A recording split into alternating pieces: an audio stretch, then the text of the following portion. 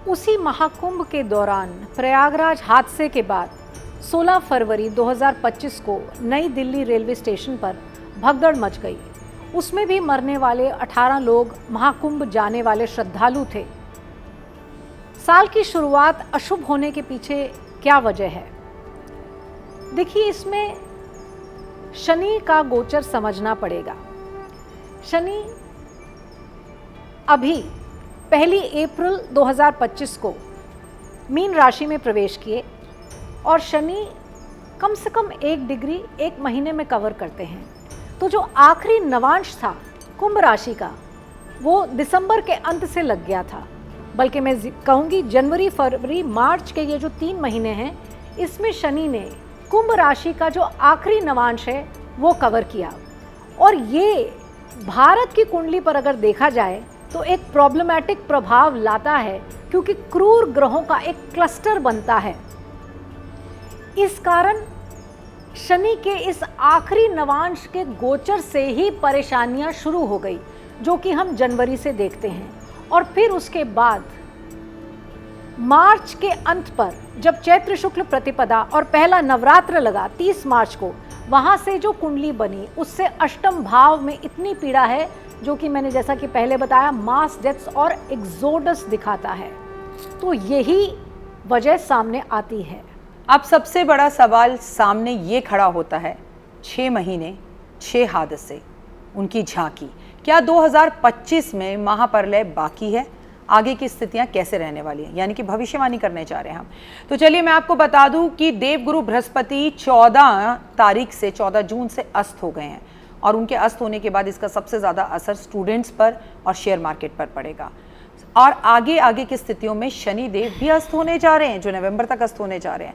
इसका असर भी शेयर मार्केट, आपकी सेहत पर बहुत ज़्यादा पड़ेगा। लोगों का पेट बहुत खराब रहेगा और आने वाली स्थितियां निश्चित ही युद्ध की स्थितियां हैं, भूकंप की स्थितियां हैं, ज़मीन का खिसकना, बादलों का गरजना, बिजली का गरजना, बिजली का फटना, बादल का फटना, बिजली का गिरना, ये सब हादसे भारतवर्ष में होते हुए दिखाई देंगे। लेकिन सबसे ज़्यादा आपको एक फ़ायदा होता दिखाई देगा। नुकसान तो हमने बहुत बोल दिए।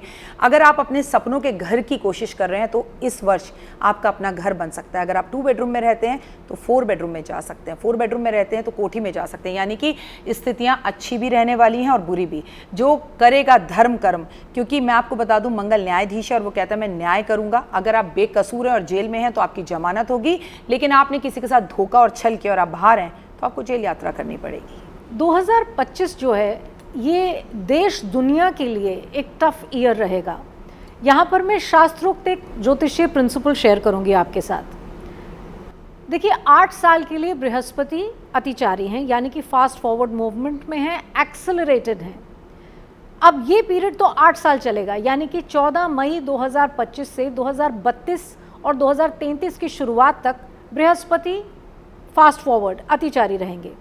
इस दौरान जब जब शनि वक्री होंगे तब युद्ध के बादल गहरे होंगे और कॉन्स्पिरेसीज बढ़ेंगी और बॉर्डर्स पर बहुत आवाज़ होगी और बहुत ही गंभीर स्थिति बनेगी युद्ध की। ऐसा कब दिखता है 2025 में? पहले उसकी बात करते हैं। 13 जुलाई 2025 से 28 नवंबर 2025 शनि इस दौर में वक्री होंगे मीन राशि में और बृहस्पति अतिचारी होंगे। यहाँ पर युद्ध की स्थिति गहरी होगी। और यहाँ पर मैं आपको एक और बात बताऊंगी कि 1 नवंबर से 20 नवंबर के बीच में जब मंगल का गोचर अनुराधा नक्षत्र पर होगा वृश्चिक राशि में, तब आप देखेंगे कि भारत में भी कितना डिफ़िकल्ट ट्रबलसम समय आएगा। और ये लड़ाई के ही बारे में मैं बात कर रही हूँ। और ये पाकिस्तान के साथ ही कोई ऐसी कहानी इस दौर में कॉन्सेंट्रेट यानी कि प्रोनाउंस करेगी।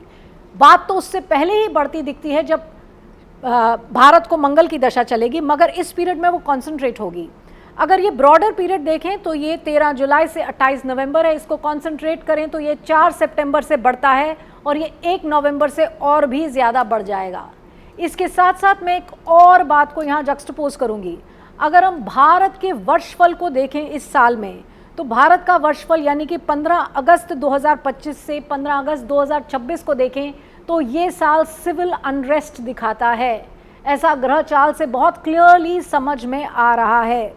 ऐसे कुछ और कॉन्स्टिट्यूशनल चेंजेस होने वाले हैं जिसके कारण कम्युनिटीज़ आपस में अनरेस्ट दिखा सकती हैं और गवर्नमेंट को, सेंट्रल गवर्नमेंट को उसे हैंडल करना पड़ेगा। देखिए, जैसे सोमवार, मंगलवार और बुधवार होता है, वैसे ही परिवार होता है। जिसके साथ परिवार है, परिवार की ताकत है।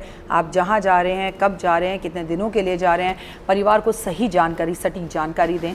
मैं तो कहूँगी पूरा परिवार मिलकर देश दुनिया की शांति के लिए मंगलवार का व्रत रखना शुरू करें। राम सिया राम का नाम ज़रूर लें। घर में थोड़ी देर फ़ोन छोड़कर ढोलक बजाएं और सारे लोग मिलकर राम जी के भजन गाएं।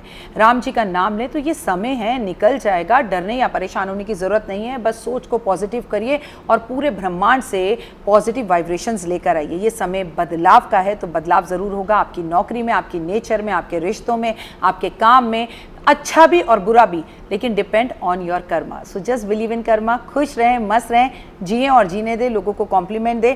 और इस प्लेन हादसे के बाद भी आपको ये समझना चाहिए कि ऊपर वाला कभी भी अपनी डोर खींच सकता है। जिनसे दुश्मनियां उनसे ख़त्म कर कर जिससे मिले, दिल से मिले, मुस्कुराते हुए मिले। यहाँ पर एक बात को समझना पड़ेगा, जब इतनी परेशानी चलती है और हम जानते हैं कि भयावह स्थिति बनी हुई है, ग्रह गोचर इस प्रकार का है और ऐसी स्थिति कुछ साल तक दिखती है, तो क्या किया जाए। एक बात जानिए कि जब जब सामूहिक जप किया जाता है, मान लीजिए कि आप परिवार में 4 लोग हैं, आप कहते हैं कि हम साथ साथ हनुमान चालीसा करेंगे, तो सबको 28 का ही प्रभाव पड़ेगा, सभी को पढ़ी सबने साथ साथ। मगर सामूहिक जप से जो वाइब्रेशन क्रिएट होती है वो बहुत ही पावरफुल होती है। यहाँ तक कि आप ये समझें कि अगर एक राज्य के, एक शहर के, एक कॉलोनी के लोग अगर एकत्रित होकर इस समय एक कवच का जाप करने लगे और उसके साथ हनुमान चालीसा करें, वह कवच दुर्गा कवच भी हो सकता है, वह कवच नारायण कवच भी हो सकता है। इस कवच को 3 बार किया जाए, एक बार अपने लिए, एक बार अपने परिवार के लिए, एक बार अपनी मातृभूमि के लिए। इस कवच को 3 बार किया जाए और उसके बाद आप सिर्फ अगर सिंपली साथ हनुमान चालीसा पढ़ें तो एक सामूहिक जप अदृढ़ प्रारब्ध को काटने में सक्षम है। दृढ़ और अदृढ़ प्रारब्ध को काटने में सामूहिक जप सक्षम है। ये ज़रूर कीजिए, क्योंकि इसी से ही ऐसी सकारात्मक ऊर्जा क्रिएट होगी। बहुत ज़्यादा चिंताग्रस्त होने से, बहुत ज़्यादा अड़कल लगाने से कुछ नहीं होगा, मगर जप करने से बहुत कुछ हो सकता है और होगा। ये ज़रूर कीजिए। आप मुझे और मेरी दोस्त मनीषा जी को दीजिए इजाज़त और देश और दुनिया की तरोताज़ा खबरों के लिए सिर्फ और सिर्फ देखते रहिए AVP न्यूज़।